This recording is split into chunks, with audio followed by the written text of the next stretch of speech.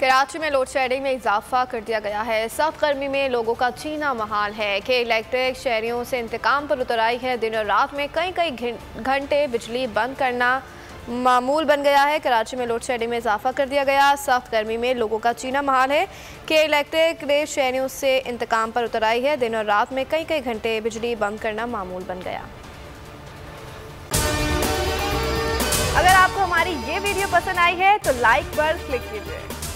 बोल किसी के भी दबाव में आकर अपने फैमिली मेंबर्स को अलहदा नहीं करेगा। बोल हमेशा आवाम की आवाज बनता रहेगा और आवाम के मसाइल दिखाता रहेगा। बोल की आवाम से खुसूसी दुआओं और साथ देने की अपील। सबसे ज्यादा व्यूज, सबसे ज्यादा रील्स और सबसे ज्यादा रेटिंग के साथ बोल अब भी नंबर 1 पोजीशन पर बरकरार।